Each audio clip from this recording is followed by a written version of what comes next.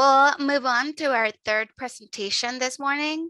We have Shea Sullivan from Creighton University School of Medicine with the impact of baseline health characteristics and comorbidities on the length of hospitalization during induction of labor. Let me get that video ready for you and share. I'm Dr. Shea Sullivan, and I am a PGY4 OBGYN resident at Creighton University School of Medicine, Phoenix. This is a presentation entitled The Impact of Baseline Health Characteristics and Comorbidities on the Length of Hospitalization during Induction of Labor. An induction of labor, IOL, is a medical intervention to stimulate the onset of labor to facilitate vaginal birth of a baby. Worldwide, IOLs are becoming increasingly more common. In the US, about 20% of births are facilitated by an induction of labor, with rates of up to 40% at some hospitals. Generally, women undergoing an induction of labor will have longer hospital stays and ultimately accrue larger hospital bills when compared to women admitted in spontaneous labor. On average, women in the US are hospitalized for 2 days for childbirth. The factors that influence different durations of stay are length of the labor itself and postpartum complications. Reducing the time spent inpatient during an induction process may serve to reduce total hospital length of stay and provide potential cost savings. Our research study aims were to identify whether outpatient Foley bulb inductions of labor reduce hospital length of stay and duration of labor by comparing inpatient and outpatient groups at St. Joseph's Hospital Medical Center here in Phoenix. The impact of race and underlying health conditions on length of stay was a secondary outcome. Many patients present to their inpatient inductions with an unfavorable cervix that requires ripening, which can take multiple hours, if not days. A Foley bulb, which is commonly used in the inpatient setting, is a balloon catheter that is inserted into the cervix, inflated with 60 milliliters of saline to stretch the cervix and facilitate mechanical dilation. This method can be utilized and placed during a patient's clinic visit, and then the patient can return home to await for it to spontaneously expel. There have been numerous randomized control trials now supporting the use of this method in the outpatient setting, as it is equally effective, safe, and presents the potential for cost savings. Our methods.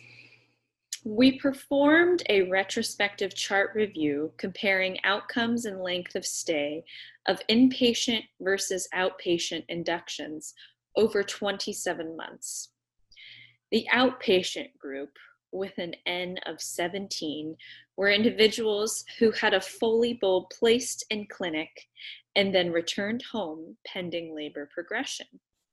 The inpatient group, with an N of 23, underwent induction methods based on their provider's preference. Patients who were in active labor were excluded. Independent T tests comparing length of stay between both groups were performed. Length of stay was measured from admission through postpartum stay. Our results. The groups had no significant differences in mean labor duration. That was 22.5 hours for inpatient versus 18.9 hours for outpatient, or the total length of stay. That's 62.4 hours for inpatient versus 71.1 hours for outpatient. Interestingly, postpartum length of stay was significantly longer in the outpatient group, with a p-value of 0.026, with a mean duration of 52.2 hours compared to 38.6 hours for the inpatient group. Let's look at what this outpatient group was made up of. The outpatient group had more African American patients with a chi-square of 0.045, a significantly higher rate of chronic hypertension, chi-square of 0.036, an increased rate of diabetes, 23.5% versus the 17% seen in the inpatient group, and more patients over 200 pounds, 44.4% in the outpatient group versus 30% in the inpatient group.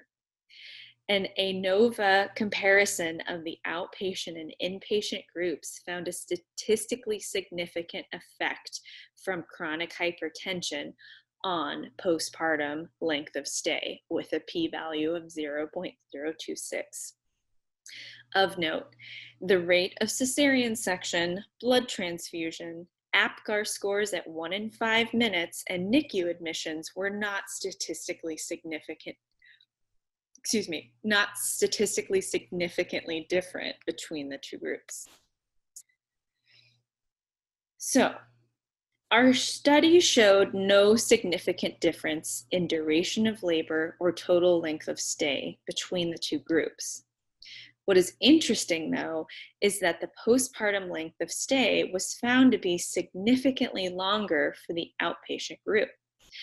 This result is likely due to co-founders between the groups with different baseline characteristics and increased maternal comorbidities in the outpatient group. This illustrates that underlying health conditions may have a greater effect on length of stay than method of induction. So why is this happening? Black women are 4 times more likely to have only 0 to 5 prenatal visits when compared to white women.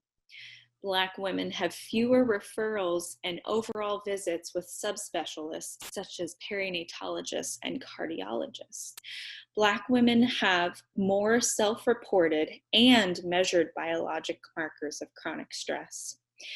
Those who receive late or no prenatal care are also more likely to miss their postpartum follow-up. Many of these women face barriers such as cost, transportation, childcare, psychological stress, and poor communication with their provider. Initiatives looking to improve outcomes aim to educate clinicians and staff about racial and ethnic disparities in maternal outcomes, the importance of shared decision-making, cultural competency, and implicit bias. However, many still do not recognize personal biases they still maintain. Exploring strategies to optimize maternal health and prioritize preventative care during the prenatal and preconception period would likely also significantly impact healthcare costs brought on by longer hospital stays. A multi-pronged approach through the care continuum, that's preconception to postpartum to interpregnancy care, is necessary to bring forth change. Thank you for your attention.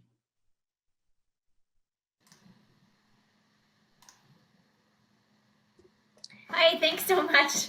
I unfortunately lost my power in the middle of the last session, but thank you for that one. I wanted to, I can't tell if there were questions in the chat from the beginning, but I did want to throw out a question in the meantime, is that if you found that there were confounders associated with the length of stay, did you consider including those in the model so you could control for that? We were working towards matching to be able to see that. Our power of the study was not able to support that. And so there is actually an extended base of inpatient inductions that's sort of still in the process of going through that matching to truly sort of verify our suspicions. Of course, this is what we've arrived at with the current cohorts that are available to us. But I think that's a wonderful question. Yeah. Yeah, because I think you can control for that statistically, and you know, it's not perfect, but it would give you somewhat of a sense if that made a difference. Thank you. Yes, thank you. Does anybody else have any quick questions before we transition over to the next one? No? All right. Well, thank you so much again.